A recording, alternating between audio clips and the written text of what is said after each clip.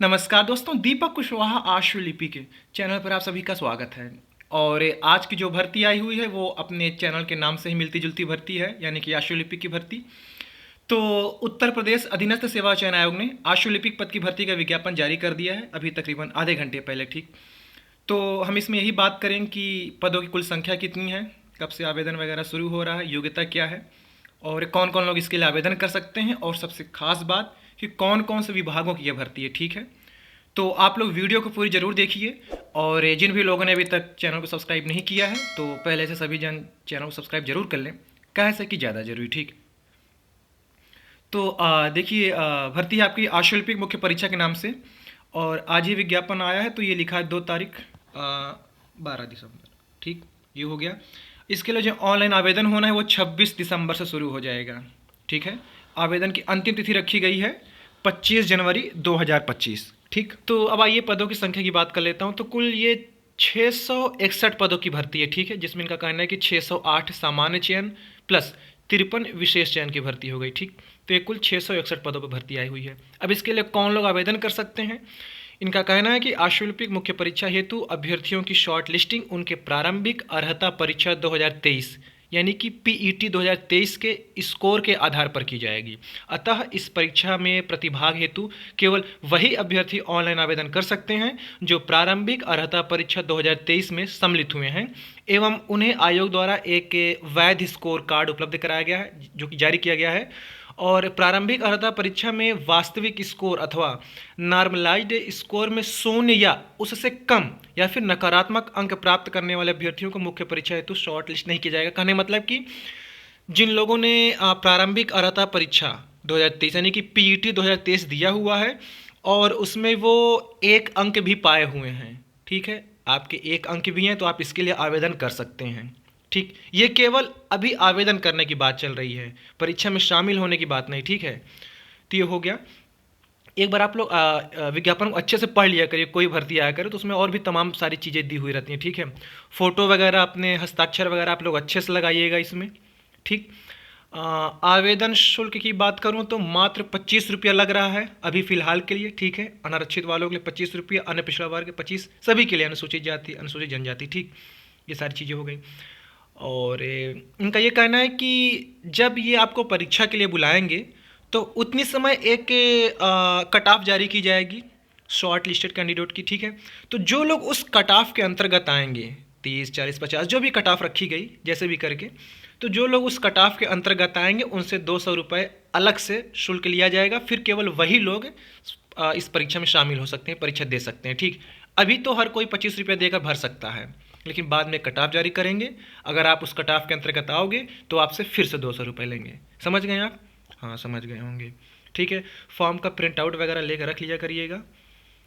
ठीक, और फॉर्म भरते समय कुछ ज़रूरी चीज़ें हैं कि आप लोग उसको ध्यान रखिएगा कि बाद में उसमें कुछ संशोधन नहीं हो सकता है। लिखा है कि अभ्यर्थी द्वारा अपने आवेदन पत्र के निम्नलिखित विवरणों को ही संशोधित किया जा सकता है। उक्त के अतिरिक्त अभ्यर्थी को आवेदन में किसी अन्य विवरण को संशोधित करने की अनुमति नहीं दी जाएगी। ठीक है, ये सारी चीज़ें तो आप लोग अच्छे से थोड़ा होश में फॉर्म भरिएगा। ठीक, अब आइए बात कर लेते हैं कि कौन कौन सा विभाग है, ग्रेड पे क्या है। हालांकि अधीनस्थ जब भी भर्ती देता है तो वही 2800 ग्रेड पे मान के चलो आप। अच्छा, इसमें देख लेते हैं क्या और भी कोई भर्ती है क्या। हालांकि व्यक्तिगत सहायक वगैरह जो 4200 ग्रेड पे की होती है, जो 2016 में भर्ती आपकी आई थी शायद ना, याद होगा, उसके बाद वो आई नहीं है।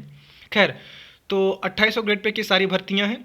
विभाग है आपका पहला राज्य कर आयुक्त कार्यालय। ठीक है, दूसरा उद्योग एवं उद्यम प्रोत्साहन निदेशालय उत्तर प्रदेश कानपुर, खाद्य एवं रसद विभाग आपूर्ति शाखा, खाद्य एवं रसद विभाग विपणन शाखा, ग्रामीण अभियंत्रण विभाग निदेशालय, लघु सिंचाई विभाग उत्तर प्रदेश। ठीक, ये हो गया। तो इसी तरीके तमाम तरीके के हैं। राजकीय महाविद्यालय, राजकीय सार्वजनिक पुस्तकालय, क्षेत्रीय उच्च शिक्षा कार्यालय, मुख्यालय कारागार प्रशासन एवं सुधार सेवाएं, राज्य नियोजन संस्थान। ठीक, ये हो गया। अभियोजन निदेशालय उत्तर प्रदेश, नागरिक सुरक्षा निदेशालय उत्तर प्रदेश, भूगर्भ जल विभाग, निदेशक स्थानीय निधि लेखा, महिला कल्याण निदेशालय।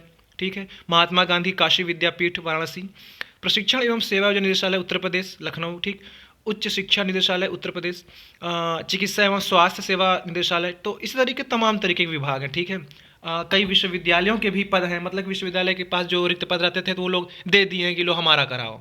जैसे कि नहीं वो SGPGI लखनऊ की भर्ती आई हुई थी, तो वो तो अपने सीधी करा लिए, कोई उनको मिला नहीं। तो बाकी ऐसे करके कुछ लोग ऐसे ऐसे विभाग हैं जो खुद अधीनस्थ को दे देते हैं कि लो अपना कराओ अच्छे से बस, ठीक है। तो ऐसे करके तमाम तरह के विभाग हैं। तो ये हो गया, तो कुल 661 हो रहे हैं पद, ठीक है। 661 पदों के लिए आपकी भर्ती हो गई। तो आप एक बार विज्ञापन डाउनलोड करके इसको अच्छे से पहले पढ़ लीजिएगा, ठीक। ये सारी चीज़, और बाकी आरक्षण वार देख लीजिएगा कि कहाँ सामान्य वालों के लिए कितना पद है, अनुसूचित जाति के लिए कितना है, पिछड़ा वर्ग के लिए कितना, अनुसूचित जनजाति वगैरह। तो ये सारी चीज़ें हैं, ठीक है।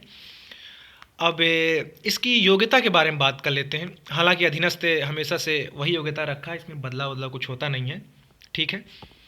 तो खैर बात करूं तो अनिवार्य अर्हता में यह है कि इनका कहना है माध्यमिक शिक्षा परिषद उत्तर प्रदेश की इंटरमीडिएट परीक्षा या सरकार द्वारा उसके समकक्ष मान्यता प्राप्त कोई परीक्षा अवश्य उत्तीर्ण की हो।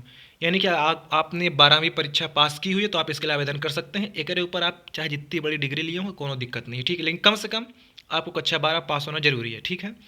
दूसरी शर्त यह है कि हिंदी आशुलेखन और हिंदी टंकण में क्रमशः 80 शब्द प्रति मिनट और 25 शब्द प्रति मिनट गति होना आवश्यक है। हिंदी वालों के लिए भर्ती है, हिंदी शॉर्ट हैंड जो केवल है, अंग्रेजी वालों के लिए नहीं। तो हिंदी शॉर्ट हैंड में आपकी 80 और हिंदी टाइपिंग में 25 की गति होनी चाहिए।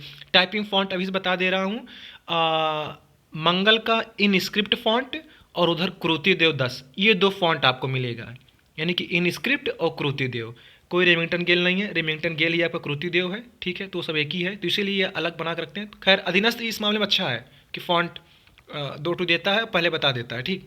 तो 2 ही फॉन्ट है, इन स्क्रिप्ट और उधर क्रुतिदेव 10, ठीक है। तीसरी शर्त, आपके पास डोएक यानी कि जो पहले नीलिट था तो उसका आपके पास CCC का प्रमाण पत्र हो कंप्यूटर में, तो आप आवेदन कर सकते हैं। या फिर माध्यमिक शिक्षा परिषद उत्तर प्रदेश द्वारा संचालित कंप्यूटर पाठ्यक्रम में सरकार द्वारा उसके समकक्ष मान्यता प्राप्त कोई पाठ्यक्रम हो।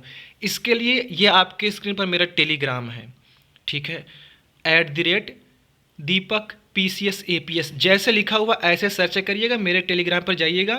वो शासनादेश या नियमावली जो भी कुछ कह लीजिए CCC के समकक्ष वाले में कि कौन कौन से और चीज़ें आपके पास हो कंप्यूटर में कि ये प्रमाण पत्र हो तो आप मान्य होंगे इस भर्ती के लिए। तो जिनके पास CCC ना हो वो लोग परेशान ना हो, मैंने टेलीग्राम पर वो शासनादेश उपलब्ध करा दिया है।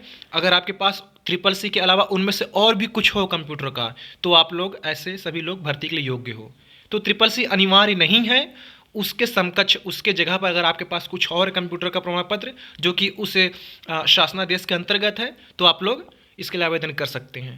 तो ये आपके स्क्रीन में मेरा टेलीग्राम है, उससे जुड़ जाइए, वहाँ से वो शासनादेश आप लोग डाउनलोड करके देख लीजिए कि क्या वो चीज़ें आपके पास हैं, ठीक है।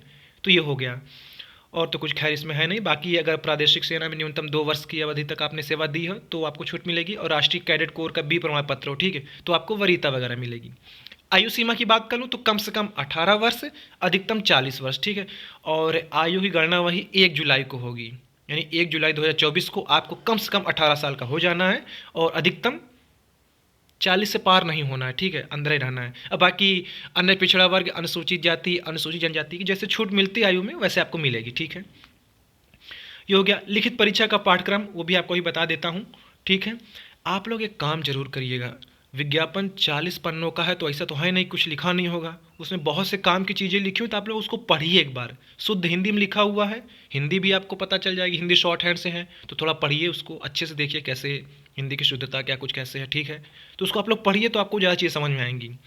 इसमें उन्होंने हेल्पलाइन नंबर भी दिया है, अगर आपको चीज़ें ना समझ में आए तो हेल्पलाइन बात कर लीजिएगा। हालांकि फ़ोन नहीं उठता है लेकिन फिर भी कोशिश करते रहिएगा, ठीक है। अब आइए बात कर लेता हूँ इसके परीक्षा पाठ्यक्रम की। तो हिंदी परिज्ञान और लेखन योग्यता है, प्रश्नों की कुल संख्या 30 है, अंक भी कुल 30 है, ठीक। फिर है सामान्य बुद्धि परीक्षण, 15 प्रश्न 15 अंकों के लिए, सामान्य जानकारी 20 प्रश्न 20 अंकों के लिए, कंप्यूटर एवं सूचना प्रौद्योगिकी मतलब कंप्यूटर के प्रश्न पत्र रहेंगे 15 प्रश्न 15 अंकों के लिए। फिर उत्तर प्रदेश राज्य से संबंधित सामान्य जानकारी 20 प्रश्न 20 अंकों के लिए। तो कुल इस तरीके 100 प्रश्न 100 अंकों के लिए, और 2 घंटे की आपकी परीक्षा होगी, ठीक है, 120 मिनट दिया हुआ है, ठीक। इनका ये कहना है कि 1/4 ऋणात्मक अंकन होगा, कहने मतलब अगर आप एक प्रश्न गलत करते हैं तो 25 पैसा कट जाएगा आपका, ठीक है, ऐसे समझिए। और बाकी इन्होंने विज्ञापन में ये भी उल्लेख किया हुआ है कि विस्तृत इसका पाठ्यक्रम कि हिंदी में क्या क्या चीज़ें पूछेंगे, ठीक है, सामान्य बुद्धि परीक्षण में क्या पूछेंगे, सामान्य जानकारी में क्या पूछेंगे, कंप्यूटर में ये क्या क्या चीज़ें पूछेंगे, पूरा एक एक क्रमवार उसकी जानकारी दे दी है। जैसे कि हार्डवेयर एवं सॉफ्टवेयर के बारे में पूछेंगे, इनपुट आउटपुट डिवाइस के बारे में पूछेंगे, इंटरनेट प्रोटोकॉल, आईपी एड्रेस, ठीक है, ईमेल क्या है, प्रिंटर, टैबलेट, मोबाइल वगैरह, word processing, MS Word, Excel, PowerPoint, operating system, social networking, e governance, ऐसे करके तमाम चीज़ें उन्होंने दी हुई है। फिर यह है कि उत्तर प्रदेश राज्य से संबंधित सामान्य जानकारी, उसमें क्या क्या चीज़ें पूछेंगे, ये सारी चीज़ें हैं, ठीक। फिर इसके बाद इनका ये कहना है कि द्वितीय चरण की जो आपकी परीक्षा होगी हिंदी आशुलेखन की, तो ऊपर हालांकि उन्होंने बता ही दिया है 5 मिनट की होगी, 400 गद्यांश आपको मिलेगा शब्दों का, ठीक। ये सारी चीज़ें हैं। तो आप लोग एक बार विज्ञापन डाउनलोड करके इसको अच्छे से पढ़ लीजिए, ठीक। और एक दो भर्ती और कुछ आपको अधीनस्थ से अभी देखने को मिल सकती है, वो आपको बाद में बता दिया जाएगा। तो ठीक है, आप लोग जाइए इनकी वेबसाइट पर, वहाँ से विज्ञापन डाउनलोड करिए। और जो लोग मेरे टेलीग्राम ग्रुप से ना जुड़े हुए हों, तो ये आपके स्क्रीन पर मेरा टेलीग्राम ग्रुप दिया हुआ है, वहाँ से जुड़ जाइए। जो भी भर्ती आती है पहले तो वहीं पीडीएफ उपलब्ध हो जाती है, वीडियो तो बाद में बनती है, ठीक। और भी जो जानकारी रहा करती है तो वहीं पर बताई जाती रहती है। हर चीज़ के लिए वीडियो नहीं बनाई जा सकती, हर छोटी चीज़ के लिए। तो आप लोग टेलीग्राम ग्रुप से मेरे जुड़ जाइए, वहाँ आपको अपडेट मिलती रहा करेगी, ठीक। तो अच्छा, एक बात और, शॉर्ट हैंड का कोई सर्टिफिकेट यहाँ नहीं लग रहा है, ना टाइपिंग कोनो सर्टिफिकेट, बस कक्षा 12 कम से कम योग्यता, और हिंदी शॉर्ट हैंड में 80 गति, हिंदी टाइपिंग में 80 गति, और आपके पास CCC का प्रमाण पत्र तो अच्छी बात नहीं हो तो उसके समकक्ष में कुछ हो तो वो चलेगा। बस यही 3 चीज़ें हैं और कुछ नहीं चाहिए, ठीक। तो ठीक है, आज की इस वीडियो में बस इतना ही था। पूरा वीडियो देखने के लिए धन्यवाद। जय बजरंगबली।